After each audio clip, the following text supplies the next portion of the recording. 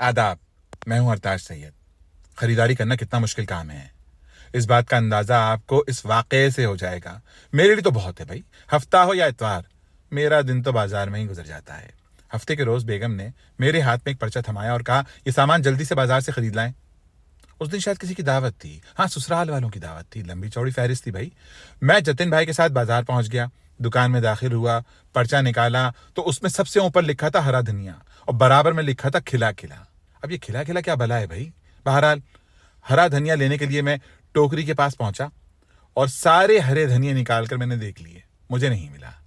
दुकान का मालिक हिंदुस्तानी था, खफा हो गया, वहां से चीखता हुआ आ गया, अरे भगवान, हाय भगवान, आपने ये क्या कर दिया अरताज भाई, सब बर्बाद कर दिया।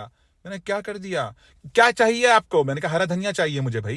कहने है तो ये हरा धनिया। मैं कहा नहीं नहीं, मुझे ऐसा नहीं चाहिए। कहने कैसा चाहिए? मैंने कहा मुझे खिला खिला चाहिए। कहने वो कैसा होता है अरताज भाई? मैंने बत्ती से निकाल के कहा ऐसा होता है। कहने नहीं है हमारे पास ऐसा हरा धनिया अरताज भाई। फिर मैं पुदीना लेने के लिए आगे चला गया, पुदीने के बराबर में लिखा हुआ था सूंघ कर लाना है। जैसे ही मैंने पुदीना उठाकर सूंघना शुरू किया तो जतिन भाई कहने लगे, ताज भाई आप बहुत अच्छा सूंघते हैं, मुझे भी एक सूंघ के ले दीजिए। मैंने कहा तुम्हारा दिमाग खराब हो गया है जतिन, पागल समझ रखा है आपने मुझे भाई, क्या हो गया है, क्या हो गया है आपको? आप खुद सूंघिए अपना पुदीना।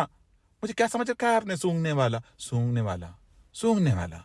ला हौला वला कुव्वत भाई, इस तरह से खरीदारी होती है क्या? आप करते हैं ऐसे खरीदारी?